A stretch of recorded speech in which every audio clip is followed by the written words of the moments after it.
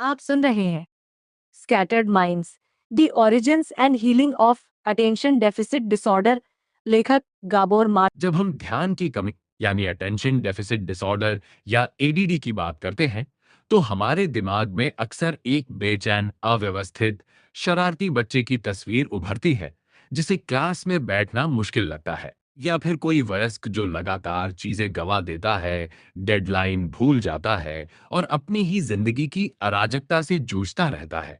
लेकिन doctor Gabor माते, जो खुद एक चिकित्सक हैं और खुद एडीडी से ग्रस्त हैं और जिनके तीनों बच्चों को भी यह निदान मिल चुका है, हमें इस स्थिति को देखने का एक पूरी तरह से नया और गहरा नजरिया देते हैं। वह कहते हैं कि एडीडी सिर्फ खराब जीन्स का परिणाम नहीं है, न ही यह खराब पेरेंटिंग का लेबल है, बल्कि यह एक विकासात्मक अवरोध है जो एक अति संवेदनशील शिशु के दिमाग में, तनावग्रस्त पारिवारिक माहौल में और एक ऐसी संस्कृति में बनता है जो हमें लगातार बिखेरती रहती है। ये कहानी है उस बिखरे मन की और उसे जोड़ने के संघर्ष की। किताब की शुरुआत डॉक्टर माते की अपनी यात्रा से होती है। 4 साल पहले तक वह एडीडी के बारे में औसत डॉक्टर से ज्यादा कुछ नहीं जानते थे।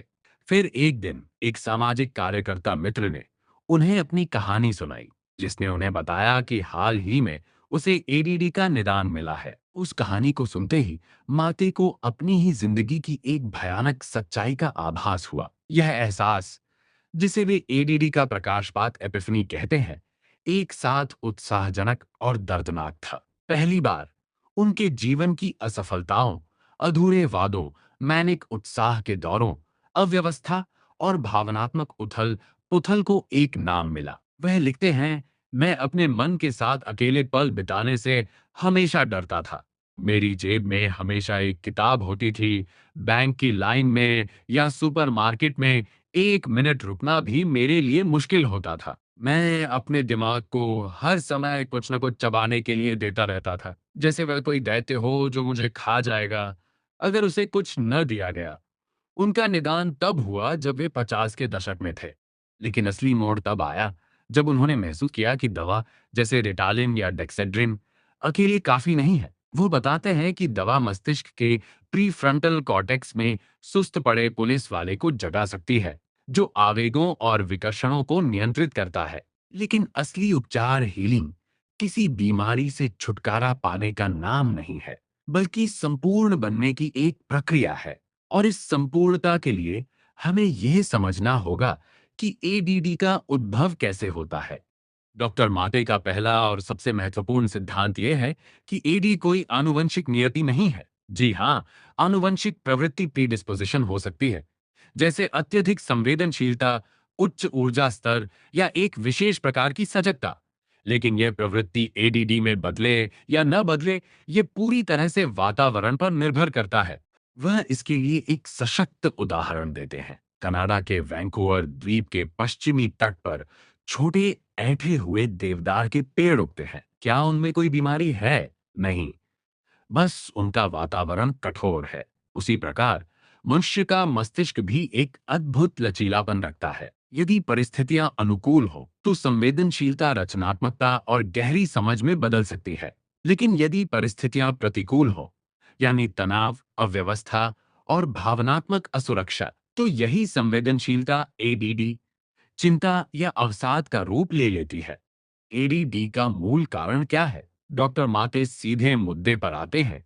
यह शिशु और उसकी प्राथमिक देखभाल करने वाली माता या पिता के बीच के एट्यूनमेंट अट्यूनमेंट और अटैचमेंट में व्यवधान है। एट्यूनमेंट वह सूक्ष्म, अशाब्दिक, लगभग संगीतमय नृत्य है जो माँ और बच्चे के बीच होता है।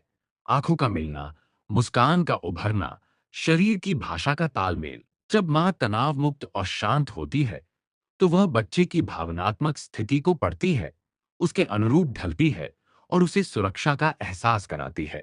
यह एट्यूनमेंट वास्तव में शिशु के दिमाग, विशेष रूप से दाएं प्रीफ्रंटल कॉर्टेक्स, जिसे वे ओएफसी कहते हैं, की तंत्रिका कोशिकाओं को आकार देता है। ये ओएफसी ही हमारा आवेग नियंत्रण, भावनात्मक विनियमन और ध्यान केंद्रित करने का केंद्र है।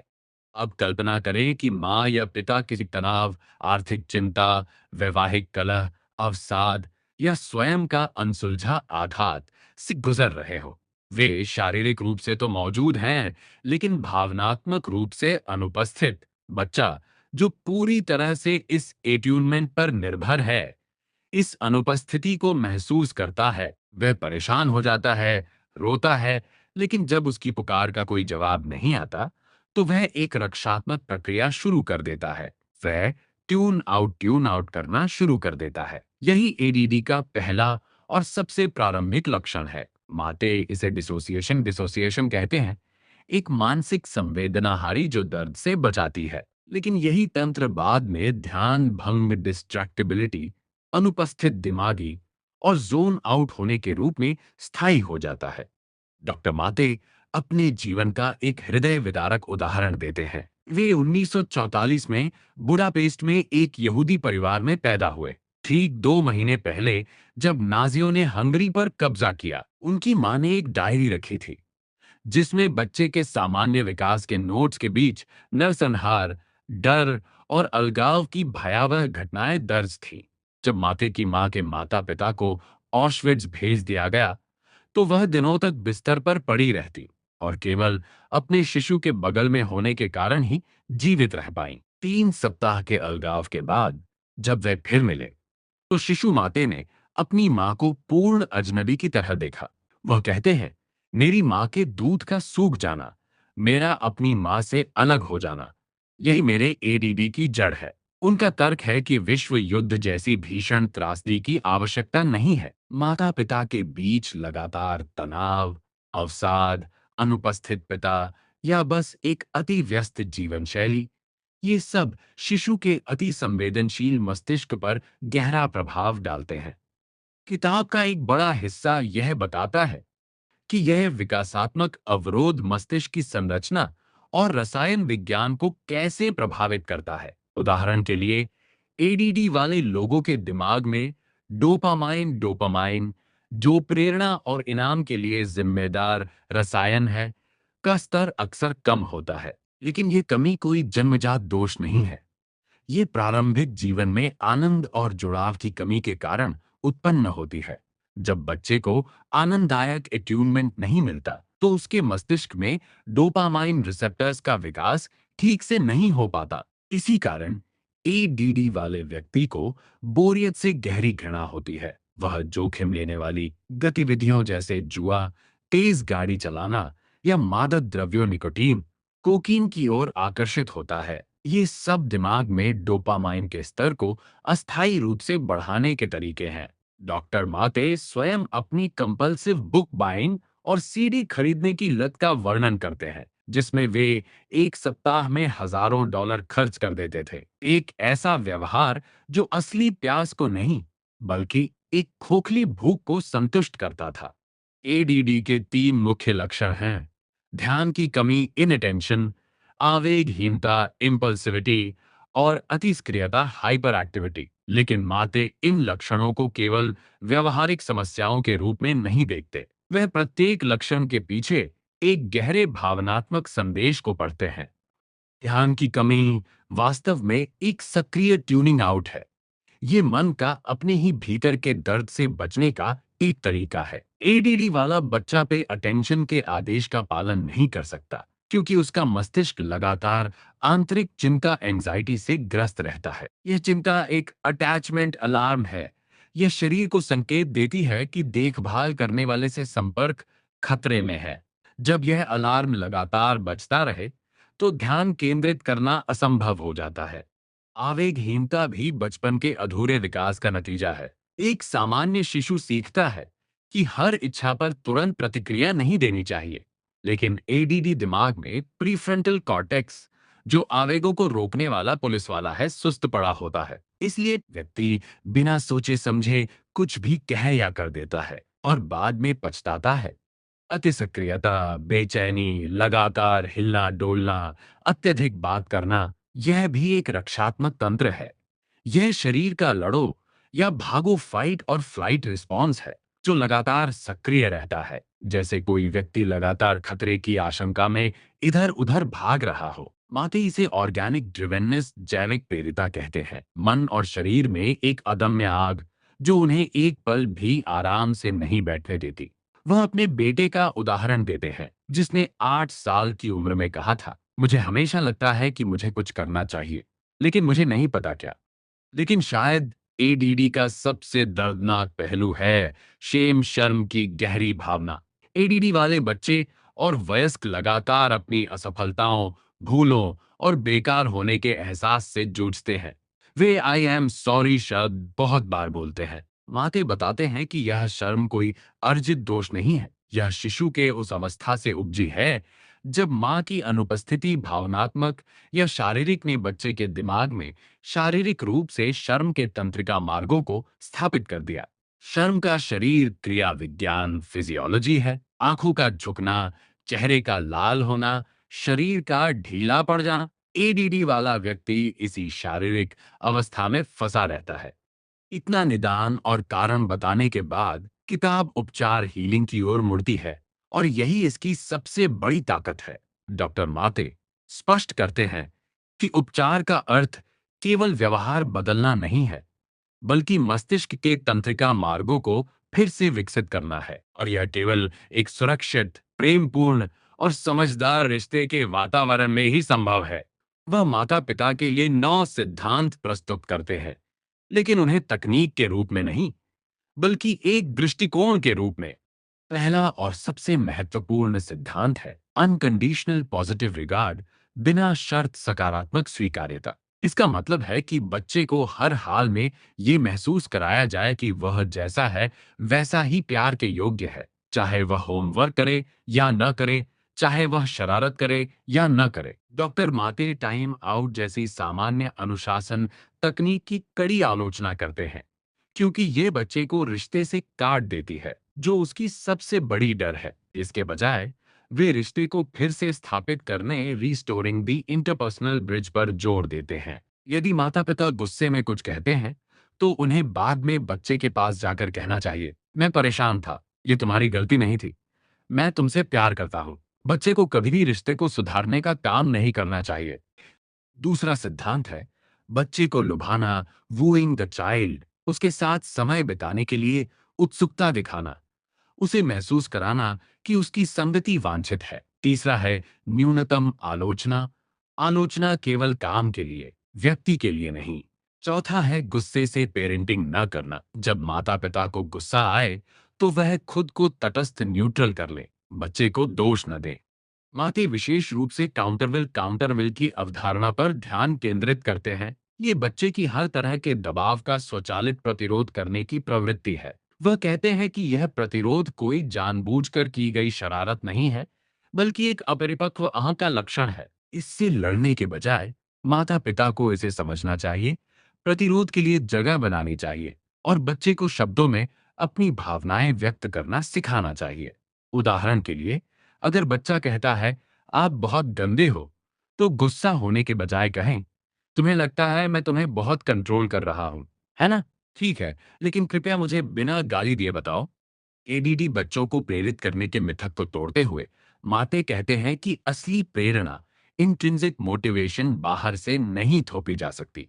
यह सुरक्षित लगाव और स्वायत्तता, ऑटोनॉमी से पनपती है। जब बच्चा सुरक्षित महसूस करता है, तो वह अपनी रुचि के अनुसार सीखना शुरू करता है। माता पिता का काम उसे चुनने की आजादी देना है, भले ही वह गलत चुनाव करे। सजा, पनिशमेंट और इनाम रिवॉर्ड की प्रणाली, जो अक्सर प्रचलित है, केवल बच्चे की बाहरी प्रेरणा को बढ़ाती है और उसकी आंतरिक सुरक्षा को कम करती है। किताब का एक अध्याय कक्षा क्लासरूम में एडीडी बच्चों के लिए समर्पित है। माते, जो खुद पहले शिक्षक रहे हैं, सलाह देते हैं कि शिक्षक को सबसे पहले कोई नुकसान न करे, डू नो हार्म का पालन करना चाहिए। यानी बच्चे को शर्मिंदा न करें, उसकी असफलताओं का मजाक न उड़ाएं। एडीडी बच्चों को परीक्षा के लिए अतिरिक्त समय, एक शांत कमरा और लचीला होमवर्क नीति चाहिए। सबसे महत्वपूर्ण, शिक्षक को बच्चे के साथ एक गर्म, गैर खतरनाक संबंध बनाना चाहिए, क्योंकि जब बच्चा सुरक्षित महसूस करता है, तो उसका ध्यान अपने आप बेहतर हो जाता है। पुस्तक का उत्तरार्ध वयस्क एडीडी पर केंद्रित है। यहाँ माते सबसे गहरी और व्यक्तिगत अंतर्दृष्टि प्रदान करते हैं। वह बताते हैं कि एडीडी वाले वयस्कों में अक्सर अंतरंगता का भय, फियर ऑफ इंटीमेसी होता है। वे रिश्तों के लिए तरसते हैं, लेकिन जब कोई उनके बहुत करीब आता है तो वे दूर भागते हैं। इसका कारण है अंतर्निहित स्मृति, इम्प्लिसिट मेमोरी, शैशवकाल के उन अनुभवों की शारीरिक यादें जब देखभाल करने वाले की अनुपस्थिति असहनीय थी। अब जब भी कोई प्रियजन उनसे थोड़ा सा भी अलग होता है, एक टेलीफोन कॉल समाप्त करना, एक शाम अकेले बिताना, तो उनका शरीर उसी परित्याग के आतंक को पुनः जी उठता है। यही कारण है कि एडीडी वयस्क रिश्तों में बहुत अधिक मांग करने वाले या बहुत दूर भागने वाले हो सकते हैं। वे यह नहीं पहचान पाते कि उनका डर वर्तमान घटना से नहीं, बल्कि अतीत की एक भूतिया प्रतिध्वनि से पैदा होता है। एक और महत्वपूर्ण अवधारणा है historical memory, a historical memory. ADD दिमाग कल की बातों को आज याद नहीं रख पाता। यदि कल रात आपने अपने पति या पत्नी से बहुत बुरी बहस की, तो सुबह आप उन्हें गले लगाने चले जाते हैं जैसे कुछ हुआ ही न हो। ये बच्चे के मन की तरह है, केवल वर्तमान भावना मायने रखती है। ये व्यवहार साथी को बहुत आहत कर सकता है, जो सोचता है कि एडीडी व्यक्ति को परवाह नहीं है, जबकि वास्तव में उसका दिमाग बस उस तरह से काम करता है। उपचार के लिए माते सेल्फ पेरेंटिंग, स्व अभिभावकत्व की प्रक्रिया सुझाते हैं।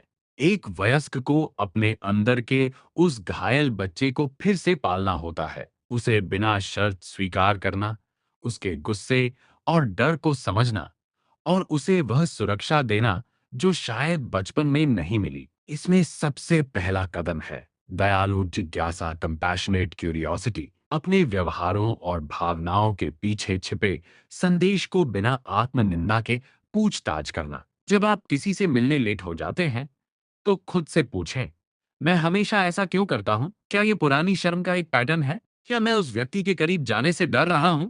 दूसरा कदम है अपराध बोध, गिल्ट और चिंता, एंग्जाइटी को सहना सीखना। माते एक प्राचीन यहूदी किंवदंती बताते हैं, जब शिशु मूसा को एक जलता हुआ अंगारा और एक कीमती पत्थर दिया गया, एक स्वर्गदूत ने उसका हाथ पत्थर से हटाकर अंगारे पर रख दिया, जिससे मूसा की जीभ जल गई। यह दर्दनाक था, लेकिन उसकी जान बच गई।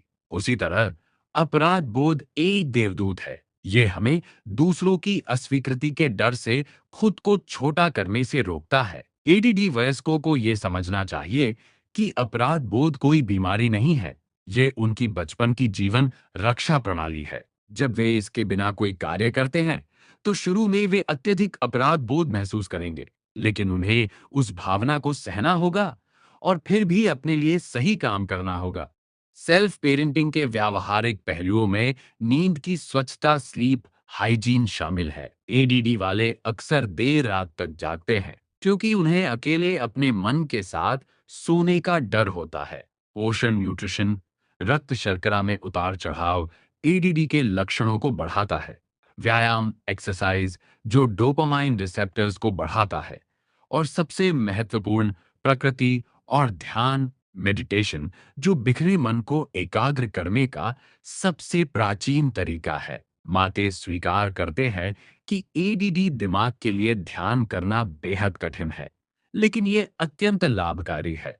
किताब के अंतिम अध्यायों में डॉक्टर माते दवाओं की भूमिका पर एक संतुलित दृष्टिकोण प्रस्तुत करते हैं। वह दवाओं के विरोधी नहीं है, वह स्वयं रिटालिन और डेक्सेड्रिन का उपयोग करते हैं और कई रोगियों को उनसे चमत्कारी लाभ हुआ है। जैसे वह महिला जिसने पहली बार पेड़ों की हरियाली देखी, या वह युवक जिसने पहली बार अपनी बात रखना सीखा।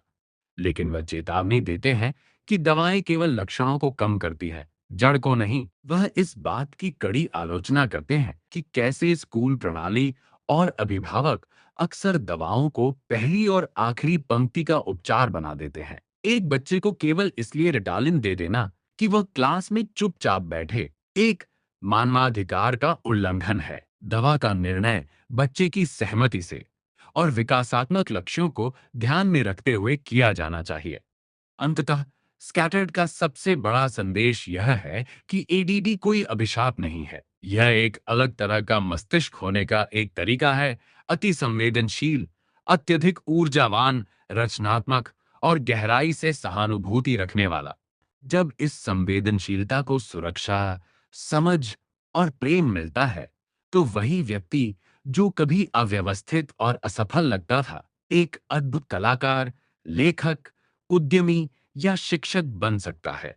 डॉक्टर माते की अपनी यात्रा इसका जीता जागता प्रमाण है। 50 वर्षों तक बिखराव और आत्मघृणा के बाद उन्होंने न केवल अपने निदान को स्वीकार किया, बल्कि एक पूर्ण जीवन जीना शुरू किया, एक सफल चिकित्सक, लेखक और पति पिता के रूप में। पुस्तक के अंतिम वाक्यों में वह कहते हैं, यदि हम सक्रिय रूप से प्रेम कर सकें, तो न तो कोई ध्यान की कमी होगी, न ही कोई विकार, क्योंकि अटेंड ध्यान देना का अर्थ है स्ट्रेच टुवर्ड्स, किसी की ओर खींचना, और यही प्रेम की सबसे गहरी परिभाषा है। ऐसी ही दिल को छू लेने वाली किताबों से जुड़ने के लिए हमारे चैनल को सब्सक्राइब करें, क्योंकि अच्छी किताबें दिल ही नहीं, रूह तक उतर जाती हैं। धन्यवाद।